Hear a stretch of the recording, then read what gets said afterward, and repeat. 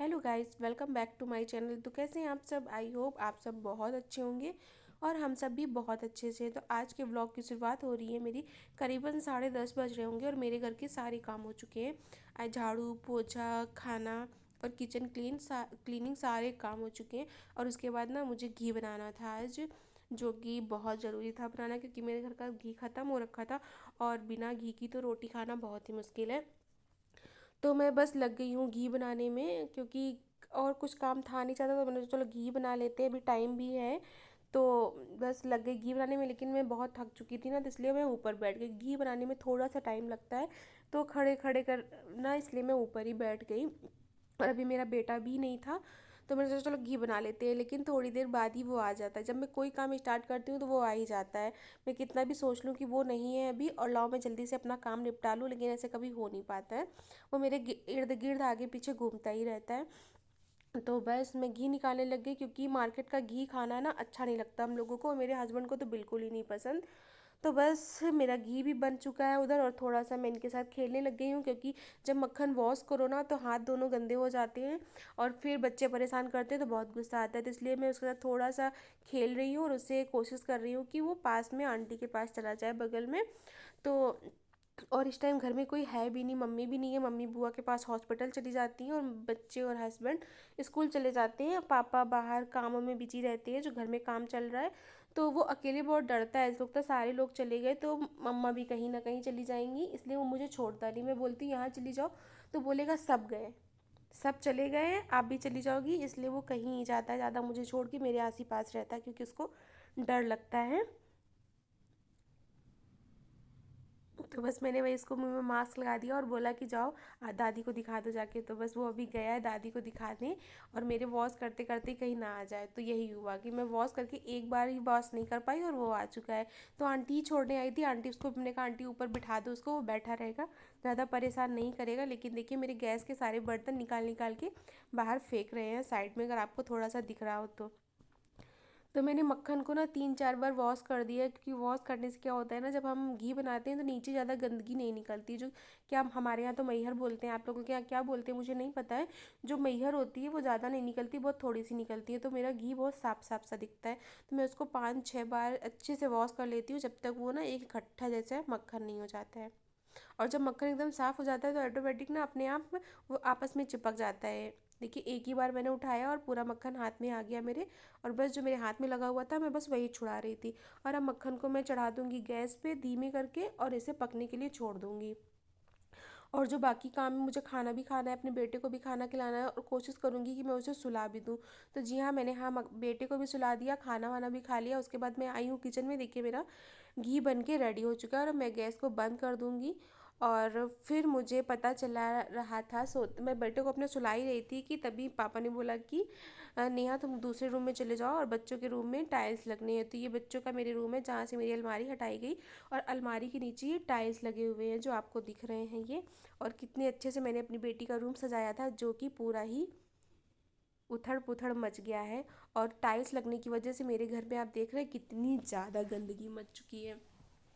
ये मेरा counter top है, जो कि बेटी के रूम के पास में ही है, तो वो सबसे ज़्यादा गंदा हुआ है। और उसके बाद ना ये डाइनिंग एरिया देखिए कितना ज़्यादा गंदा है। सिर्फ मेरा किचन और मेरा हॉल जो है वही क्लीन बचा है, बाकी पूरा घर बहुत गंदा हो रखा है। और ये आ गई है किट्टू की मैम, किट्टू को पढ़ाने। तो किट्टू तो अपनी मैम के साथ पढ़ने में लग जाएंगी, और फिर मेरा बेटा मेरे साथ ही आगे पीछे लगता रहेगा। तो मेरा बेटा भी सो के उठ चुका है, और अब मैं लग गई हूँ वापस से फिर से काम, उसको सुला उला के। और करीबन मैंने 1 घंटा घी बनाने के बाद रेस्ट किया है, मतलब दर्श को सुलाया है।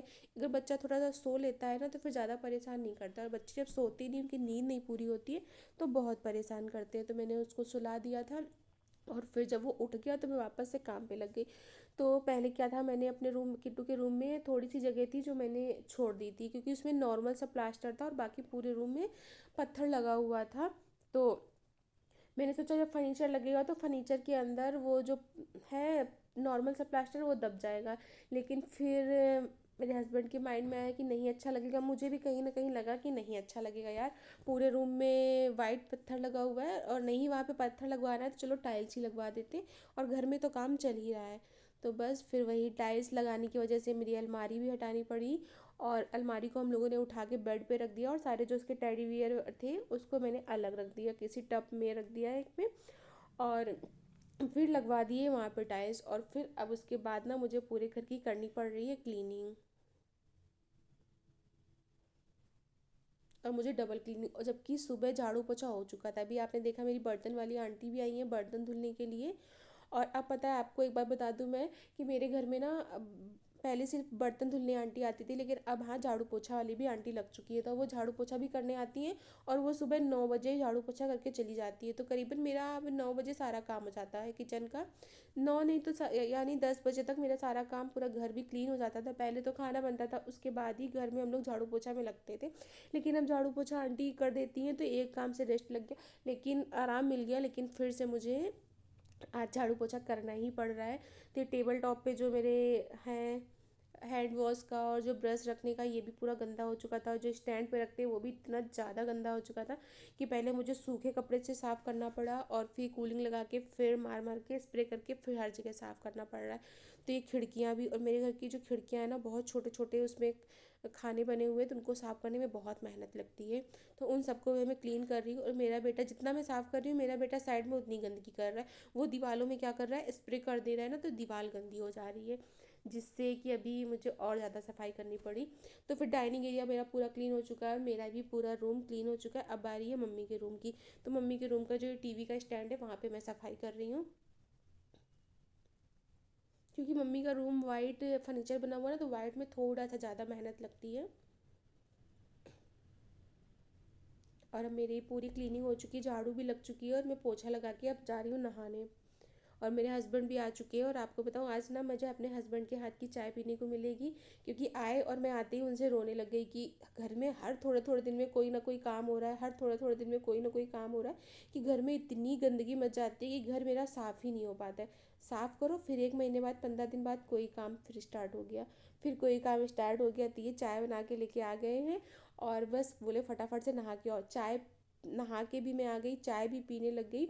और चाय पीते पीते ही पता चला कि बुआ डिस्चार्ज हो गई है, मतलब बुआ हॉस्पिटल में थी तो उन्हें डिस्चार्ज कर दिया गया, वो घर वापस आ रही है।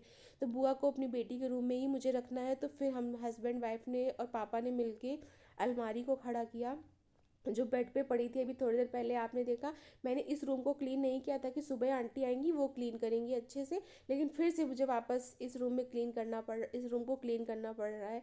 अब मुझे फिर से वापस नहाना पड़ेगा, क्योंकि सबसे ज़्यादा तो गंदगी इसी रूम में थी। और इसी रूम को मैंने साफ़ नहीं किया था, बाकी सब जगह डाइनिंग एरिया, मम्मी का रूम और अपना रूम, बस मैंने इतना ही पहले किया था।